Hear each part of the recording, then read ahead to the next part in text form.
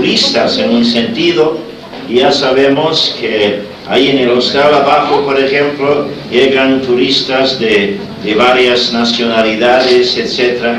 Y cuentan de uno de los pueblos que llegó una vez un turista a un garaje, ahí había 2 empleados. Entonces él se acerca a ellos y les pregunta si saben el inglés. Solo que les pregunta en inglés, por supuesto. Do you speak English? Entonces le miran así, por supuesto, sin decir nada, no entendían nada. Entonces, preguntando ahora por el francés, ¿parlez-vous français? Nada. ¿Hablar italiano? Nada. Entonces, por fin, en alemán, ¿können Sie Deutsch sprechen? Nada.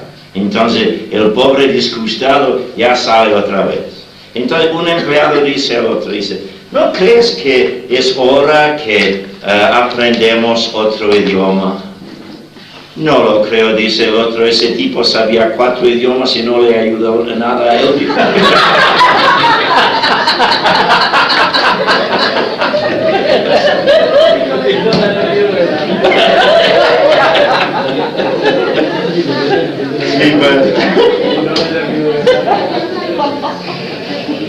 Bueno, vamos hermanos a la palabra de Dios.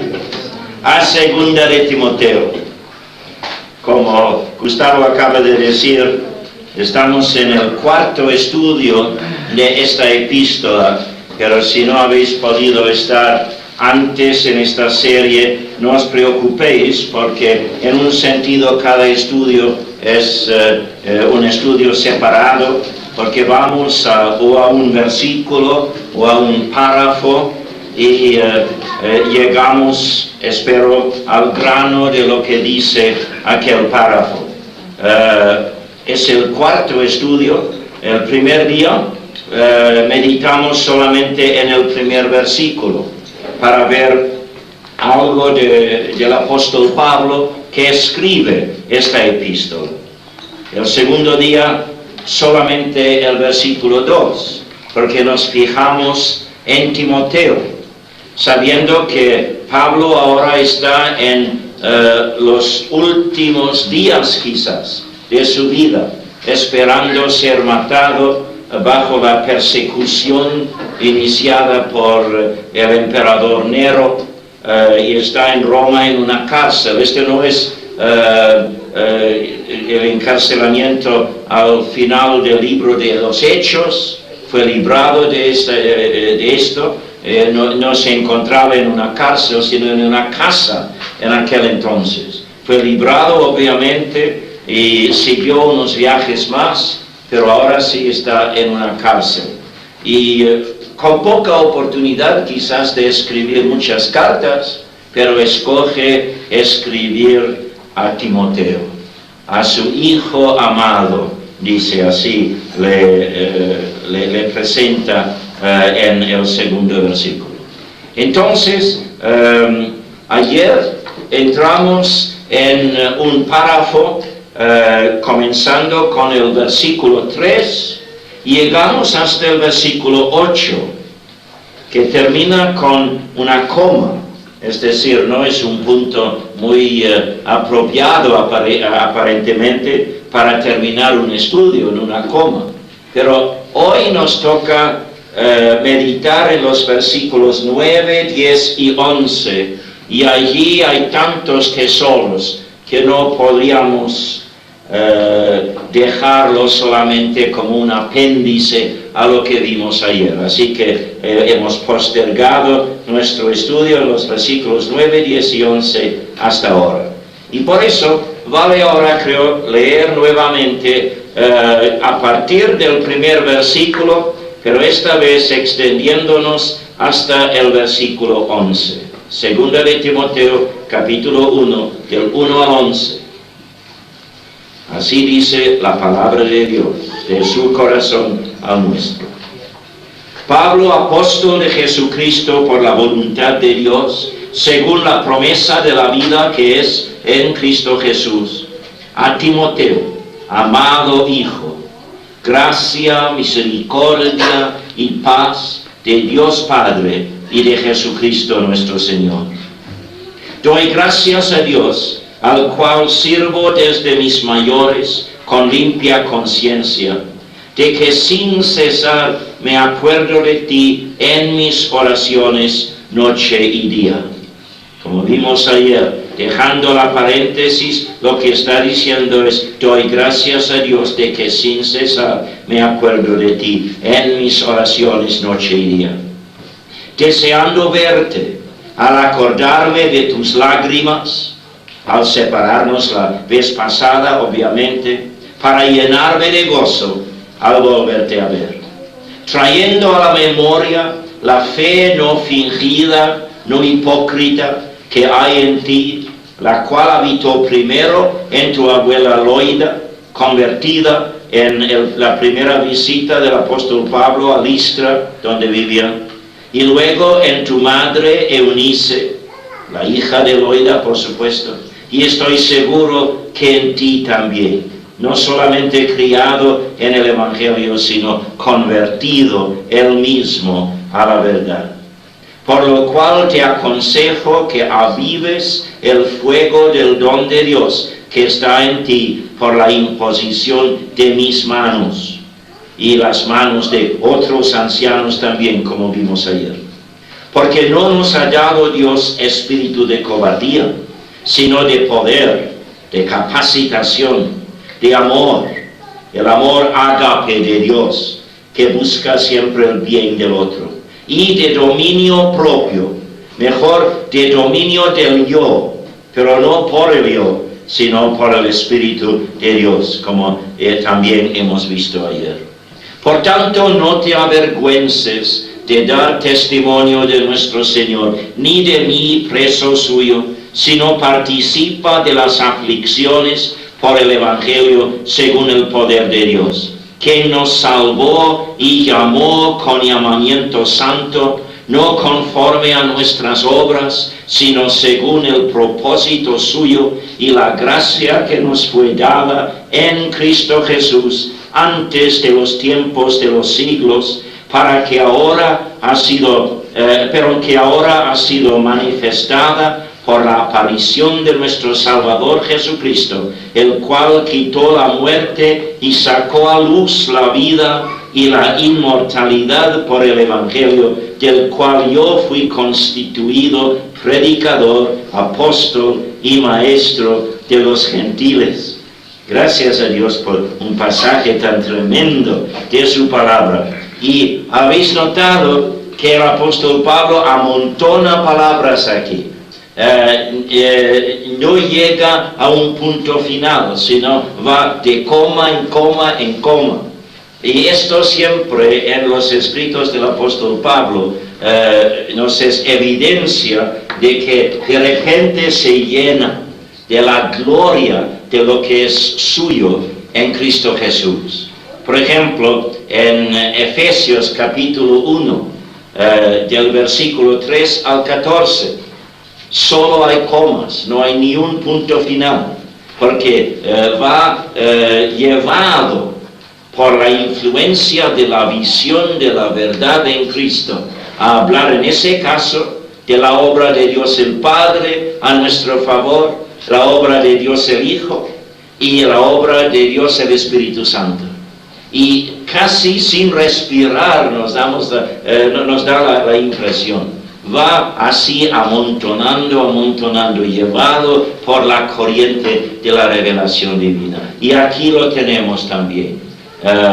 Hay mucho aquí en estos 3 versículos. En realidad, demasiado para un solo estudio. Pero mañana ya tenemos que seguir adelante. Pero hay tanto aquí.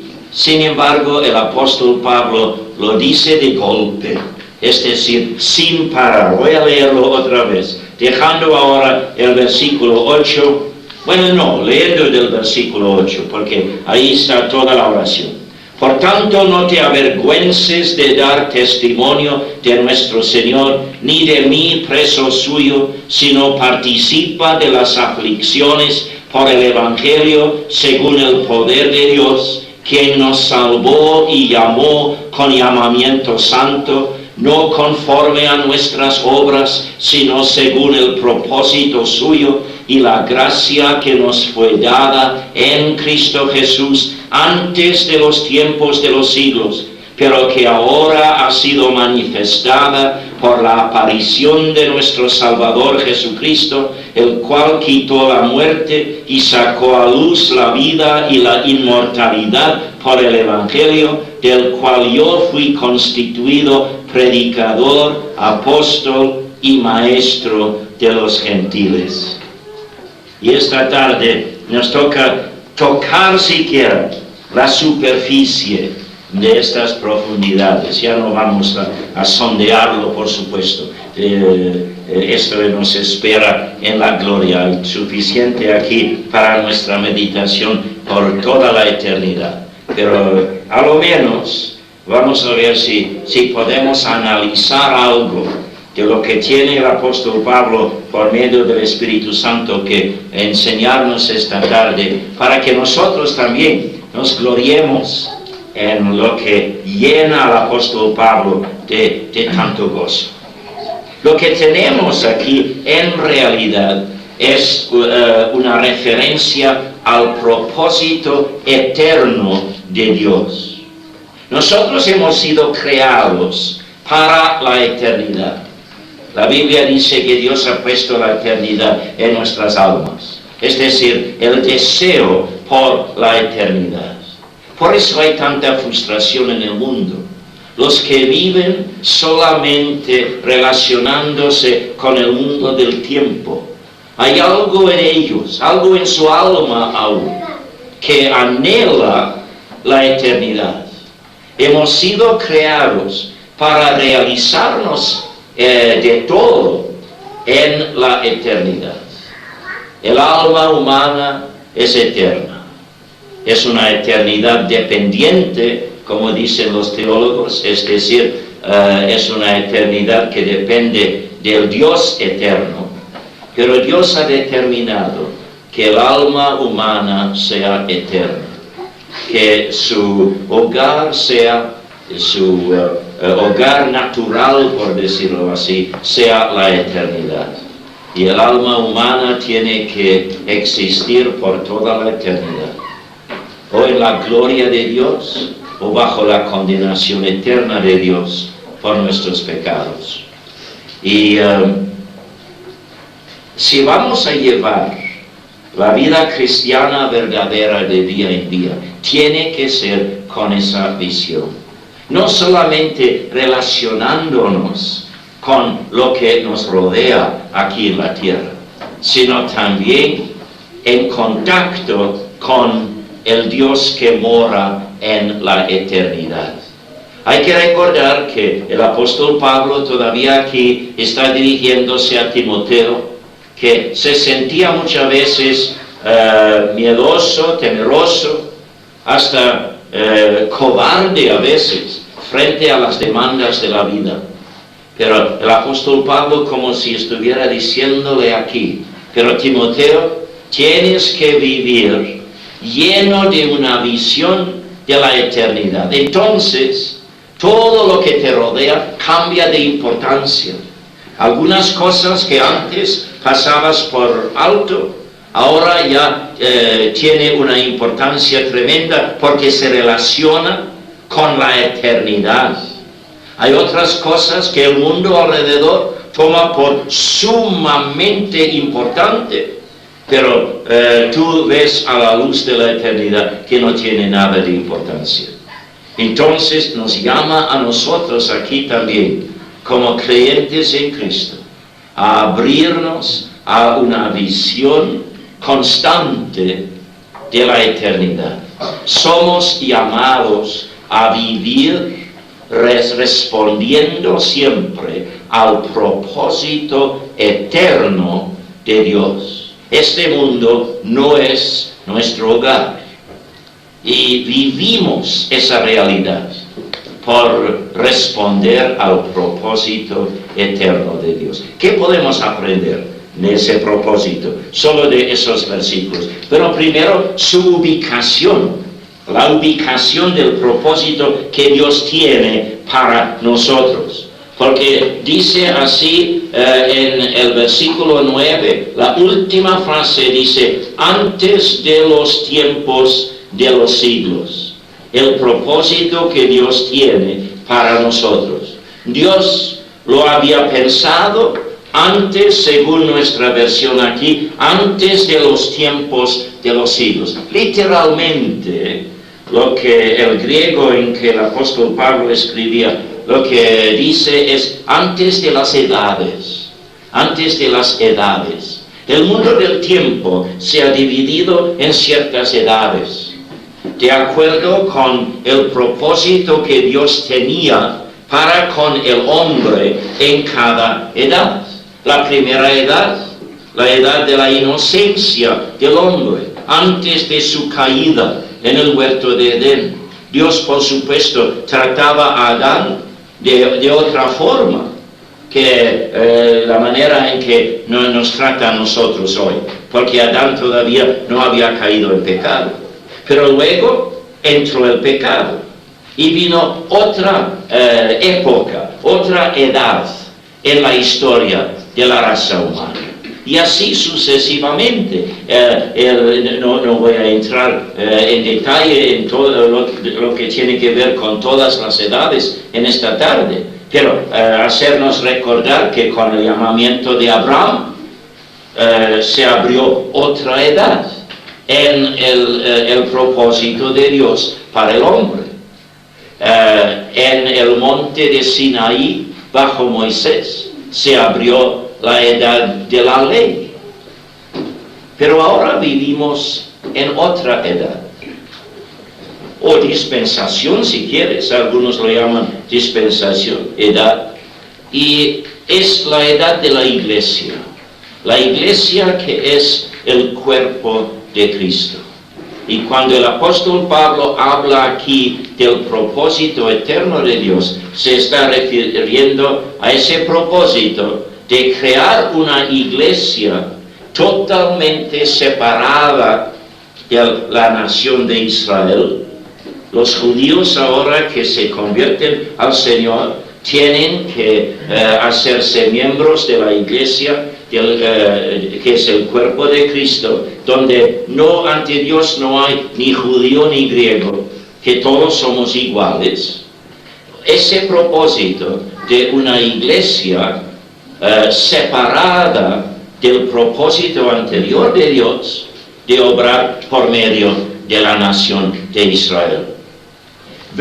Busquemos por favor en Hechos capítulo 28 y el versículo 28. Hechos 28, el versículo 28. El apóstol Pablo aquí hablando a los judíos en Roma. En el libro de los Hechos, Dios da otra oportunidad a la nación de Israel. Si la nación de Israel se hubiera arrepentido de haber crucificado a su Mesías, Dios habría reanudado su propósito para la nación. Cristo en la cruz del Calvario oró, Padre, perdónalos porque no saben lo que hacen. Orando seguro por los que en ese momento le clavaban en la cruz. Pero también quizás orando por la nación. Los líderes de los judíos que habían hecho a estos que crucificaran al Mesías. Y en ese momento los judíos merecían la destrucción inmediata de Jerusalén y el fin de su nación en la tierra. Pero Dios postergó esto hasta el año 70 y Jerusalén no fue destruida hasta el año 70 porque Dios dio a la nación de Israel otra oportunidad de arrepentirse por haber crucificado a su Mesías y la oportunidad de aceptarle como su Mesías y como su Salvador. Entonces el libro de los Hechos registra la historia de esa oportunidad dada a Israel. Los judíos en su tierra rechazaron esa oportunidad y lo confirmaron por matar a Esteban, el primer mártir. Y los judíos en lo que se llama la dispersión, los judíos que vivían fuera de la tierra de Israel, ellos confirmaron también su rechazamiento de Jesús como su Mesías. Así que aquí en Hechos 28, el apóstol Pablo dice: sabed pues que a los gentiles es enviada esta salvación de Dios, y ellos oirán. Entonces, ahí termina cierta edad. La edad de la primera época de la iglesia, ligada todavía a la nación de Israel, pendiente del arrepentimiento de Israel. Pero ahora, puesto fin a ese propósito, Dios revela un nuevo propósito. Y en Efesios dice que este es un misterio que no se había revelado antes, de una iglesia separada de toda nación, no ligada a ninguna nación especial. Romanos capítulo 1 dice al judío primero y luego a los gentiles, porque estaba todavía dentro de la historia del libro de los Hechos. Pero ahora, cuando llegamos a un pueblo a evangelizar, no vamos primero a buscar a los judíos, porque el judío hoy en día, en el propósito actual de Dios, no tiene más importancia que nosotros, que no somos judíos, porque es la iglesia no ligada a ninguna nación. La iglesia, que es el cuerpo de Cristo, compuesta de miembros de todas las naciones, de toda lengua, de toda nación y de toda cultura. Entonces, podríamos decir: bueno, esto seguro ha sido algo inventado por el rechazamiento de Israel. Entonces, inmediatamente, muy bien, vamos a seguir adelante, pero vamos a seguir separados ahora de Israel, como si fuera una invención humana. Y el apóstol Pablo nos dice en 2 de Timoteo, y ves ahora la importancia de esto, de que este propósito se encontraba en Dios antes de las edades, es decir, en la eternidad, antes de crear a Adán. Dios tenía en mente un día que hubiera una edad, un periodo en sus propósitos para con el mundo, donde su instrumento para difundir su revelación en el mundo y para ofrecer salvación a los perdidos sería por medio de la iglesia, que es el cuerpo de Cristo, por medio de nosotros. Es decir, esto no es un postdata de Dios. Esto no es un apéndice en el propósito de Dios, sino que Dios lo tenía en mente desde el principio. Por supuesto, no pudo revelarlo hasta que Israel por fin dejó de aceptar a su Mesías y perdió su segunda oportunidad. Pero ahora todo revelado. Y el libro de la epístola a los Efesios se gloria en ese misterio, es decir, algo dejado como secreto hasta que Dios lo reveló al apóstol Pablo. Esa iglesia a que pertenecemos nosotros. Ahora, Israel tiene una herencia terrenal y en la edad, la época que va a seguir la época en que vivimos ahora, la edad que se llama el milenio, el reino milenial. Israel entrará en su herencia, Cristo reinando desde Jerusalén. Pero la iglesia a la cual pertenecemos nosotros, la iglesia que es parte de la revelación que Dios dio al apóstol Pablo después del libro de los Hechos, esta iglesia ya no tenemos una herencia terrenal. Dios nos bendice materialmente, pero esto es para que Él cumpla sus propósitos por medio de nosotros. No nos ofrece prosperidad material como si fuera nuestra herencia. Nos ofrece prosperidad material solamente a la medida en que pueda usar nuestra prosperidad para sus propios propósitos. Hay una teología llamada la teología de la prosperidad que se predica por muchas partes hoy en día, y cuidado de esa teología. Nació en Estados Unidos y es sumamente materialista. Dice que el propósito de Dios para todos los suyos es que seamos ricos, materialmente hablando. De ninguna manera. No es así.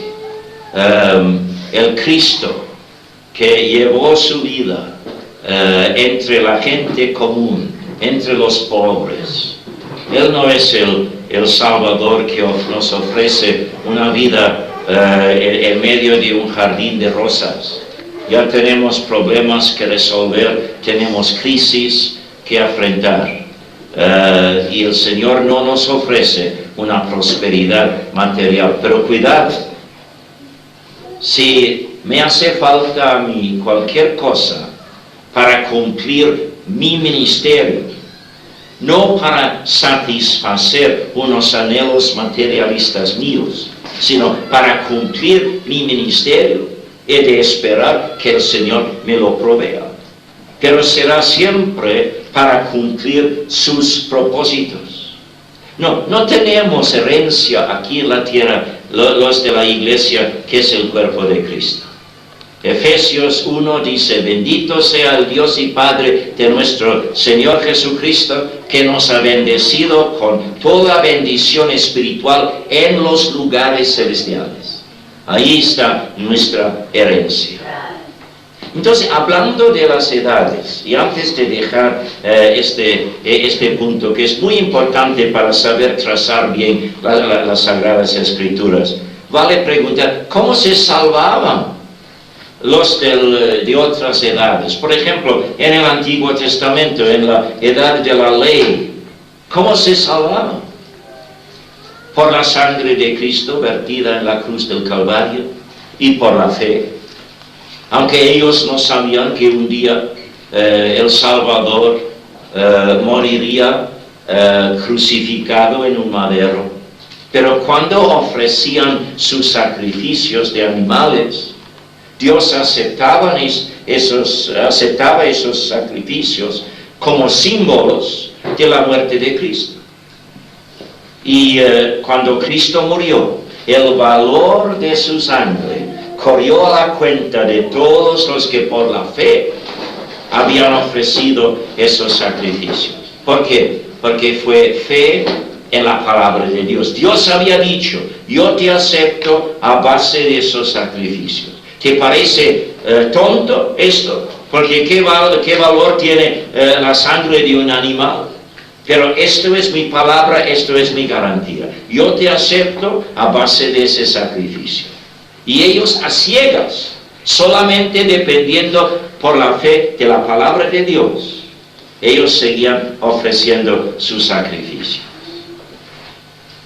Todos desde Adán en adelante, salvos por la fe, por la gracia de Dios, por medio de la fe, a base de la obra de Cristo en la cruz del Calvario. Dios tenía varios propósitos que cumplir durante las edades, pero la base de la salvación ha sido siempre la misma.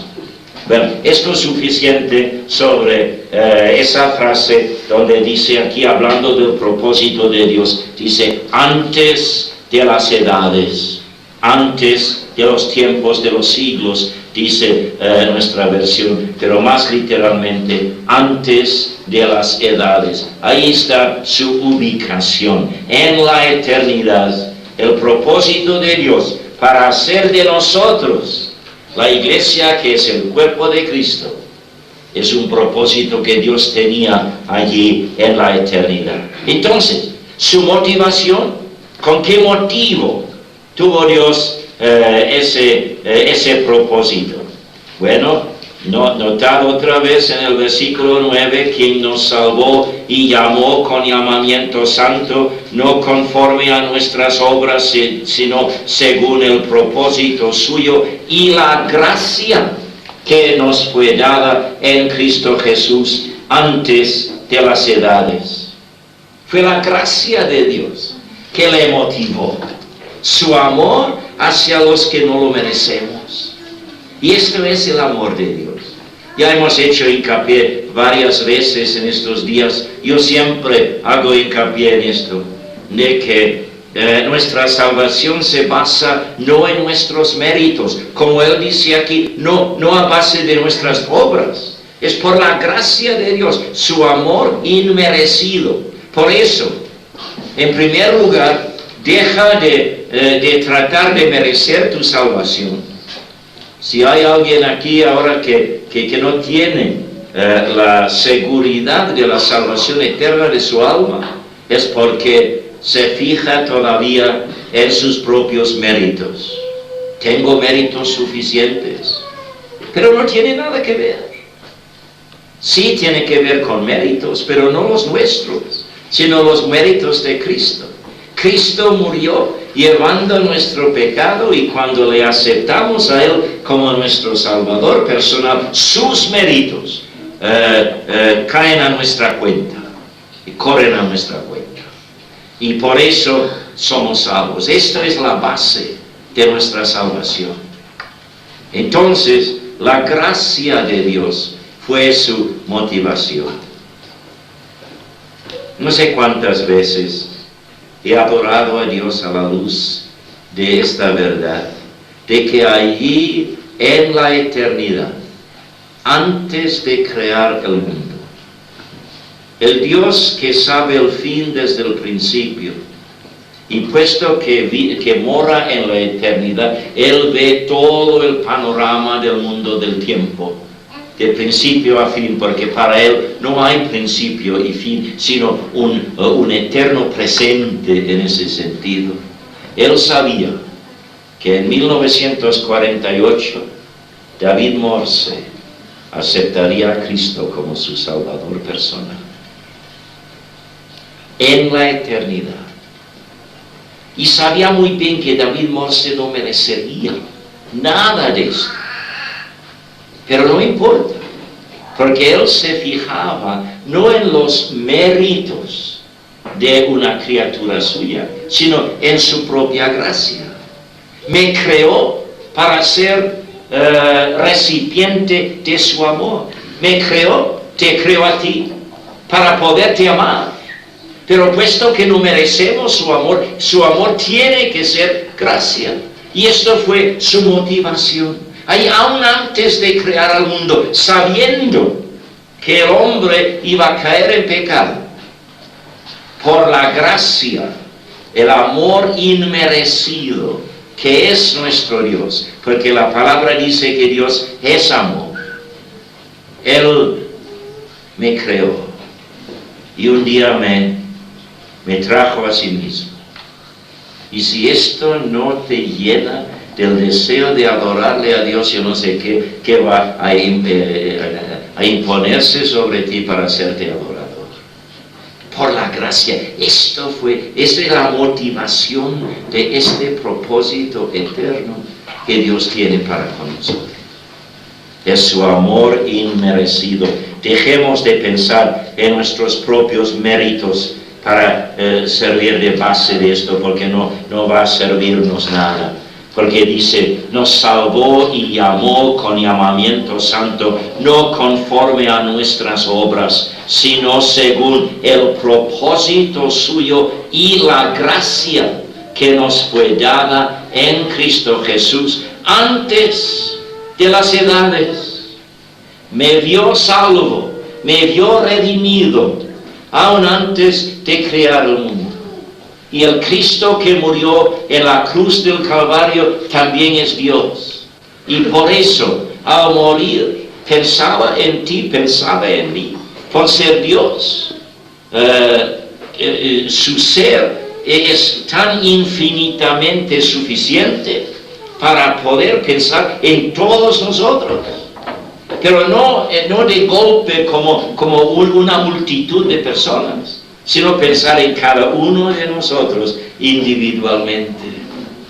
Y al morir, Cristo decía, sí, tengo que sufrir todo esto, no solo el sufrimiento físico, sino lo horrendo de que el pecado del mundo me separe del Padre y del Espíritu, hasta que tenga que clamar, Dios mío, ¿por qué me has desamparado? Pero un día, por lo que ahora sufre, David Morse va a entrar en una relación personal de amor conmigo. Y por eso el Calvario me vale la pena. Esto es la realidad. Es hora de que nos veamos a la luz de esas realidades. La eternidad con Él es nuestro lugar. Muy bien, la ubicación de este propósito, su motivación, su realización. Sí, dice aquí que ese propósito que nació en la eternidad en Dios, es decir, ha estado siempre en Dios, porque Dios no cambia, se realizó en el mundo del tiempo, cuando vino Cristo al mundo. La gracia que nos fue dada en Cristo Jesús, en Cristo Jesús. Ya hemos aprendido que cuando se habla de Cristo Jesús en ese orden, se habla de su humillación. Cristo, su título en gloria, Jesús, su nombre cuando nació en Belén. Cristo Jesús es la segunda persona de la Trinidad Divina que se ha dignado de acercarse al pecador, que se ha dignado a nacer en Belén para que a los 33 años de edad muriera por ti y por mí allí en el madero del Calvario.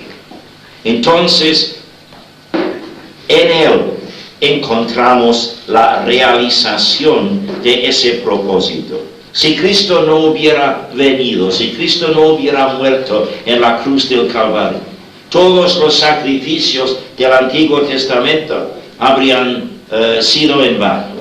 No habrían tenido ningún valor, porque el único valor que tenían fue un valor simbólico representando la muerte de Cristo.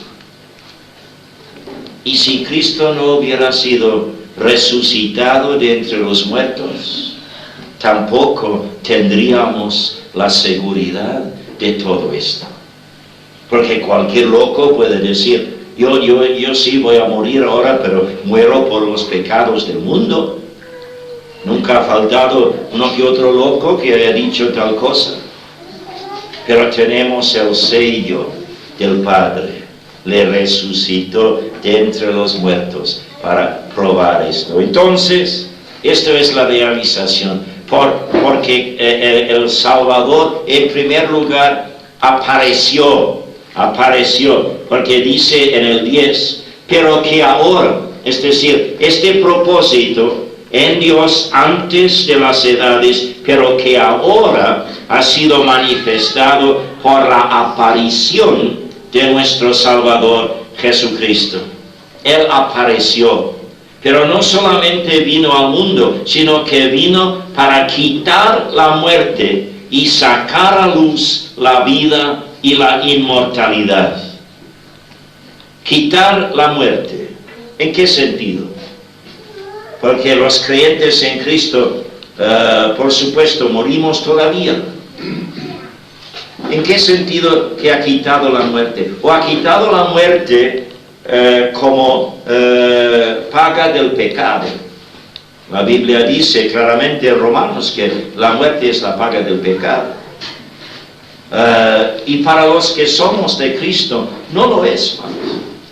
La muerte física no es un castigo. Para nosotros la muerte física es nada más que el portal que nos lleva del mundo que no es nuestro hogar a la gloria que sí lo es. El apóstol Pablo dice, para mí el vivir es Cristo y el morir es ganancia, porque el morir es ganar más de Cristo.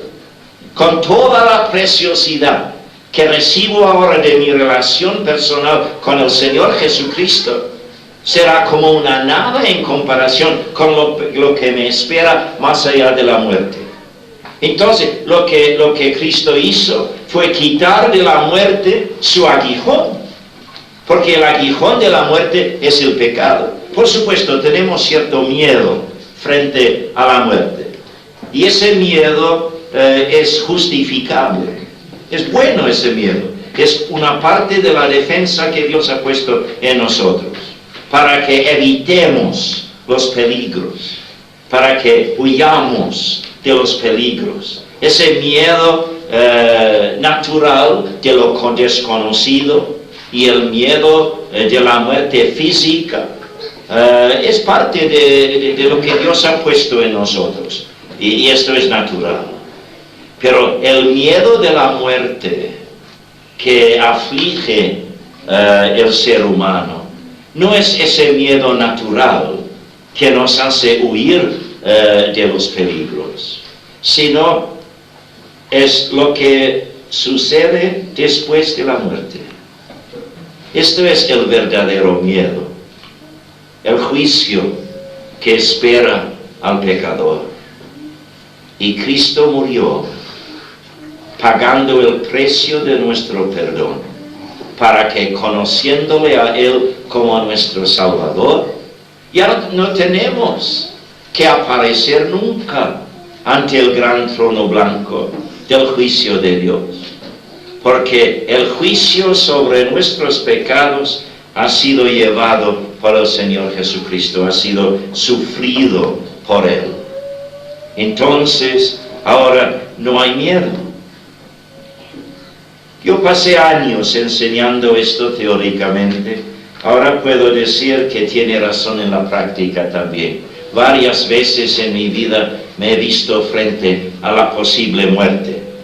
Ya como os deis cuenta, no se ha realizado esto todavía, pero frente a la posibilidad a lo menos de la muerte. Y cada vez me ha entrado una paz tremenda. Hasta que alguien preguntó una vez a Ana, casi en la víspera creo de una operación, ¿su marido sabe el peligro que tiene por delante? Bueno, ¿por qué pregunta? Bueno, porque veo una paz en él. Y es así, es la paz de Dios que sobrepasa todo entendimiento. Busquemos, por favor, en Hebreos. En Hebreos el capítulo 2. Hebreos el capítulo 2. Versículos muy conocidos a muchos aquí esta tarde seguro, pero vale repetirlos en este contexto. Hebreos 2, 14 y 15. Así que por cuanto los hijos participaron de carne y sangre, Él también participó de lo mismo. Hablando de la aparición de Jesucristo, nació en Belén.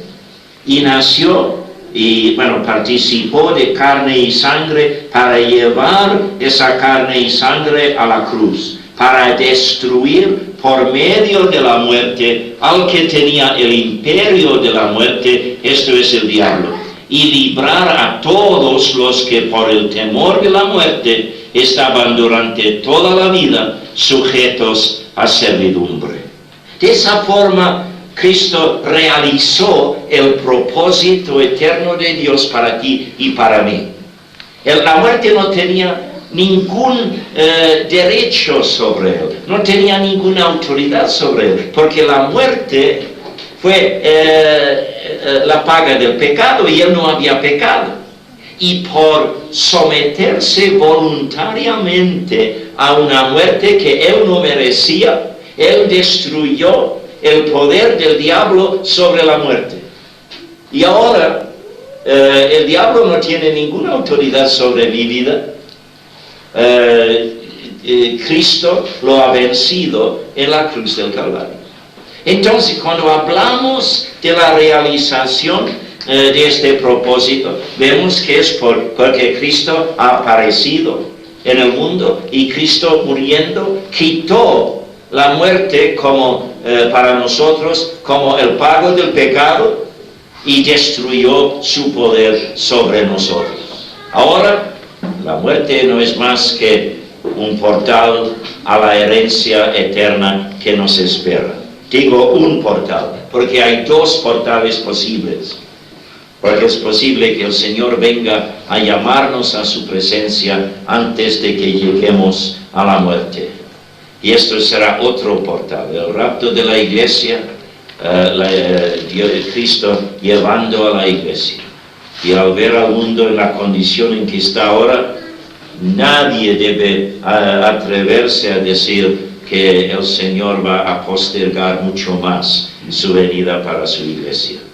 Puede venir en cualquier momento. Los dos portales que Dios ha preparado para nosotros. Si es el uno o si es el otro, no importa realmente. Lo importante es que la puerta se abre a la herencia que nos espera en la gloria. Entonces sacó, dice, a luz, en 2 de Timoteo, sacó a luz la vida y la inmortalidad. La vida de la eternidad, que hemos de disfrutar de ella ahora mismo. Las primicias de la vida de la eternidad ha de ser parte de nuestra experiencia diaria. Cristo no murió meramente para traernos a la gloria, sino para traer la gloria a nosotros, para que vivamos las primicias de esa vida de gloria aquí en el mundo. Y por eso el apóstol Pablo habla de estas cosas a Timoteo aquí. No dice, debes vivir soñando siempre de lo que te espera en la gloria, sino vivir ahora las primicias de esa gloria. Esta es la vida cristiana verdadera. Entonces, un punto más, la difusión de esto.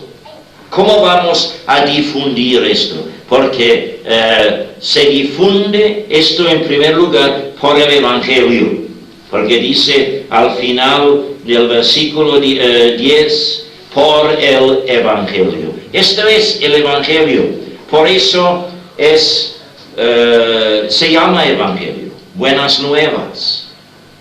Es el mensaje de que a nosotros, pecadores totalmente inmerecedores de las bendiciones de Dios, que a nosotros nos llega la posibilidad de pasar toda la eternidad, no solamente escapándonos del infierno que merecemos, sino dentro de una relación íntima de amor con el Dios por cuya gracia somos salvos. Entonces, este es el Evangelio. Y Dios ha determinado que este mensaje se difunde por la predicación y la enseñanza de estas verdades con autoridad. El apóstol Pablo, ahí en el versículo 11, se describe así, como predicador, como apóstol y como maestro, es decir, enseñador. Entonces, este evangelio ha de ser difundido ¿por quiénes? Por los ángeles, no, sino por los ya salvos, puesto que Dios ha tenido siempre en su corazón, aun antes de crear el mundo, antes de las edades, del mundo del tiempo, ha tenido como propósito llevarte a ti a la gloria, para que tú entraras más que nunca antes en toda la preciosidad de una relación de amor con tu Creador. ¿Por qué estás todavía aquí en el mundo?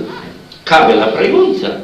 Porque si esto ha sido el propósito de Dios, entonces ese propósito se cumpliría por traernos en el momento de aceptar a Cristo como nuestro Salvador personal, que Cristo nos llevara inmediatamente a su presencia. ¿Y por qué no lo ha hecho? Porque nos ha dejado aquí en la tierra para que por medio de nosotros este mensaje llegara a otros. Es por los ya salvos que Dios difunde el mensaje de su propósito eterno. Y un día, no ante el gran trono blanco, pero ante el tribunal de Cristo, donde no serás juzgado por tus pecados, pero sí serás valorado de acuerdo con tu obediencia al llamamiento de Dios a tu vida. El Señor te preguntará sobre la difusión del Evangelio. Dije ayer que cada uno de nosotros tenemos un círculo de conocidos único a cada persona, ese círculo. Y el Señor te ha puesto en ese círculo para que busques oportunidad de difundir este mensaje de la salvación posible al pecador por medio de ti. ¿Por qué por medio de ti? Habría podido dejar esto en manos de los ángeles, pero los ángeles no tienen la experiencia de esto. Nosotros hablamos no solamente de teoría y de doctrina y de teología seca, hablamos de experiencia. Ya sabemos la transformación que el Espíritu Santo de Dios ya ha hecho en nosotros, y hablamos de lo que es nuestra vida. Y por eso nuestra palabra tiene una confirmación inmediata en el cambio que Dios ha hecho en nosotros. Entonces dice Pablo a Timoteo, porque esto seguro es el trasfondo de estos versículos. Timoteo, si tú vives así, a la luz de este propósito eterno de Dios, dándote cuenta de que estás todavía aquí en la tierra para ser instrumento de Dios, para hacer llegar este mensaje a los que todavía yacen en sus pecados, entonces vas a poder ver que hay un propósito para cada día de tu vida, y no tienes que errarte por tus propios caminos, no tienes que vagarte de día en día, arrastrándote de un día a otro, sino entrando en el propósito de Dios de difundir la revelación de su propósito eterno. Con razón, el apóstol Pablo ahora está pensando en que de aquí a los pocos días estaré con Cristo. El morir será ganancia para mí, dice.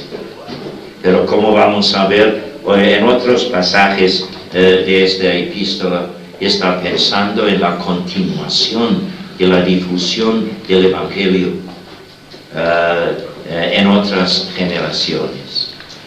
Y Timoteo, tú tienes un ministerio que cumplir en el sitio donde Dios te ha puesto a ti.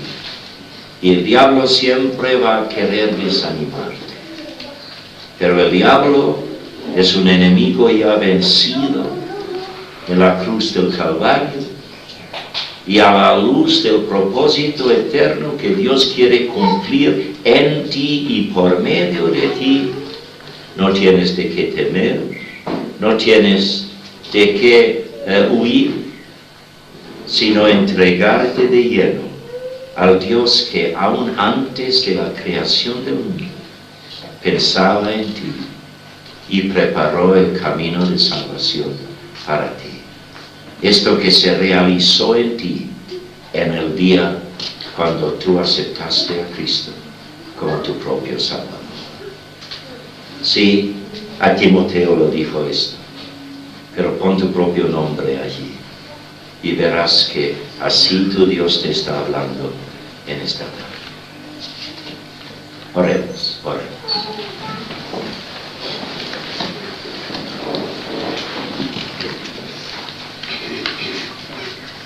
Nuestro Dios y Padre,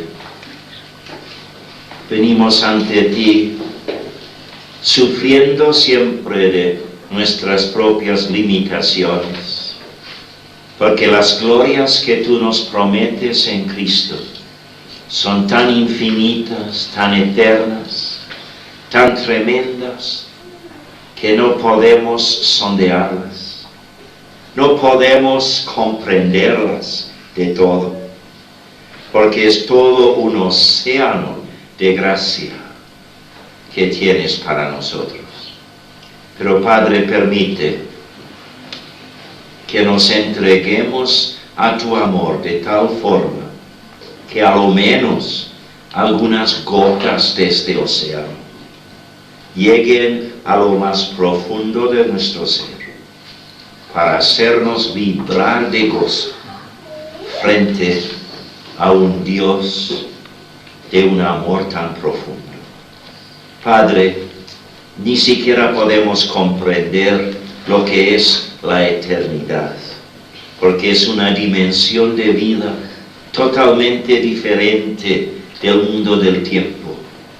Pero sabemos, Padre, y esto nos es suficiente, que estar con Cristo es lo que la eternidad nos representa. Y esto nos basta.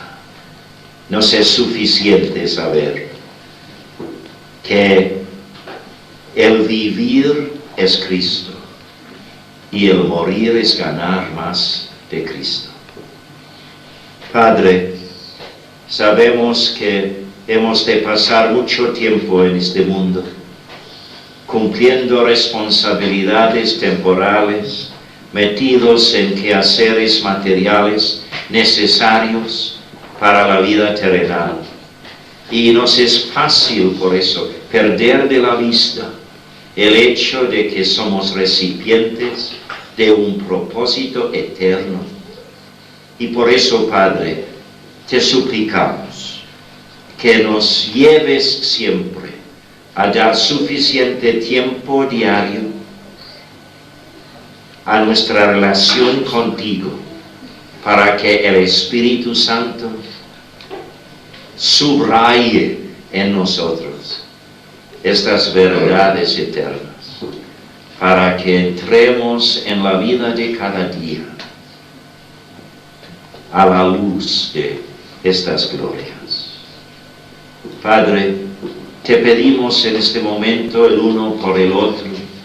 Tú nos conoces a fondo, tú sabes la necesidad de cada uno de nosotros. Si hay entre nosotros personas que todavía no tienen la seguridad absoluta de su salvación, Padre, enséñalos otra vez que esto no depende de ellos, depende de los méritos de Cristo, el Cristo que quiere que sus méritos corran a sus cuentas.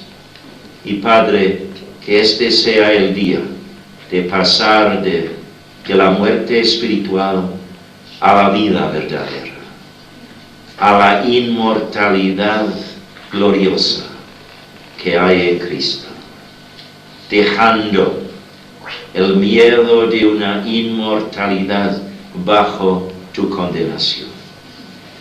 Y que la gracia del Señor Jesucristo, que fluye del amor de Dios, Padre, que lleva fruto en la comunión del Espíritu Santo, sea con nosotros y con tu pueblo en todo el mundo, ahora y hasta que venga Cristo a llamarnos a su presencia, o hasta que nos espere a la puerta de la muerte, y luego para siempre en tu presencia. Padre, todo esto en el nombre de la única cabeza de la Iglesia, el Señor Jesucristo. Amén.